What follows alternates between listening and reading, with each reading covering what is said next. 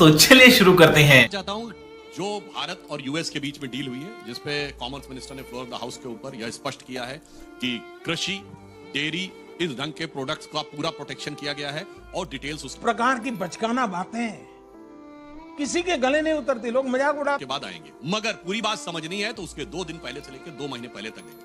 आपने सिक्सर मारने की बात कही ना, हाँ। उससे पहले भारत ने ऑस्ट्रेलिया के साथ एफटीए किया, उसके बाद भारत ने यूएई के साथ एफटीए किया, ब्रिटेन के साथ एफटीए किया।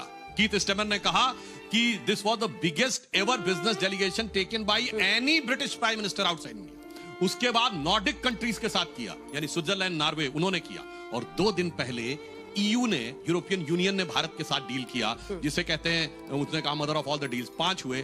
तो ये छक्का तो जाके अब इसलिए पड़ा क्योंकि उनको भी समझ में आ गया कि जब पूरब से पश्चिम तक, ऑस्ट्रेलिया से यूएई तक, ईयू से नॉर्डिक कंट्रीज तक, और इंग्लैंड अमेरिका सब लोग बहुत बोलते थे ना।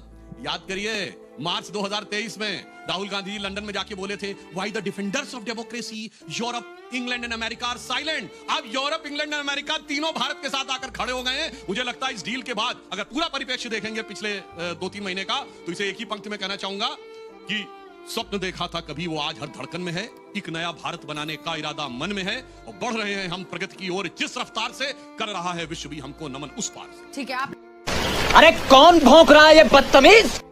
Not bad, not bad. Now you. Modi ji की सरकार है तो 14 से 26 आ गया, अब तक क्यों नहीं किया? इतना ही बड़ा मदर ऑफ ऑल डील्स था तो छोड़ के क्यों बैठे हुए थे? दुर्भाग्य यह है कि अपनी कमजोरियों को छुपाने के लिए ये तमाम इस तरह की चीजें हो रही। 3 महीने का इन्होंने जिक्र किया, 87 रुपए पे डॉलर की कीमत थी, आज वो 92 पे हो गई 5 साल में। जिस दिन यूरोपियन यूनियन से हुआ उस दिन यूरो की कीमत 3 रुपए बढ़ के 110 पार चली गई थी। रिजल्ट क्या है उसके ऊपर नहीं। आज दुर्भाग्य यह है, हथकड़ियां बेड़ियां लगकर अमेरिका से हमारे नागरिक आते हैं, सरकार नहीं बोलती है। हमारे अरे बाप रे, ये तो धोती खोल रहा है। आर्मी के चीफ कहते हैं कि साहब वो चाइना से ऐसा हो रहा है, मैं क्या करूं? तो मोदी जी की तरफ से जवाब आता, जो ठीक लगे वो कर लो। अब ट्रंप को भी मोदी जी ने ये कह दिया है कि ट्रेड डील में जो आपको ठीक लगे आप कर लो। तो वही हो रहा है, एक तरफा, बिल्कुल एक तरफा बोगस सरकार डील के सामने झुकी चली जा रही है। कमजोर प्रधानमंत्री, कमजोर सरकार, बोगस सरकार जो डरती है, ट्रंप से डरती है, यूएसए से डरती है, अपने पुराने परंपरागत जो मित्र हैं रशिया, उनको छोड़ देती है। किस बात का डर है? अडानी के केस का डर है, एप्स्टीन फाइल्स का डर है, किस चीज का डर है? जब ट्रेड डील हो रही थी तब भी मास्टर स्ट्रोक, नहीं हो रही थी तब भी मास्टर स्ट्रोक, टैरिफ लगा तब भी मास्टर स्ट्रोक, टैरिफ हटा तब भी मास्टर स्ट्रोक। ये मास्टर स्ट्रोक ही समझ नहीं आ रहा है। 3% से हम अब 18% पे चले गए टैरिफ में, लेकिन ये मोदी जी की बहुत बड़ी डील है।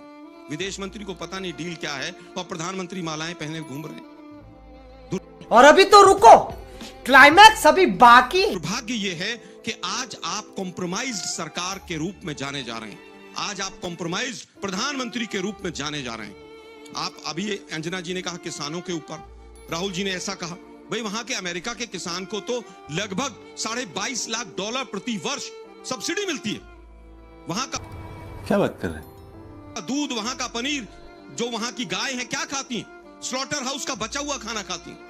क्या हम वो खाना खाए हुए दूध और उनको प्रोडक्ट्स को लेंगे? एक भी जवाब कोई देने को तैयार नहीं। अमेरिका की, चाहे वो कृषि मंत्री हो, वहां के सचिव हो, चाहे ट्रंप हो, एक तरफा ऐलान करते चले जा रहे हैं।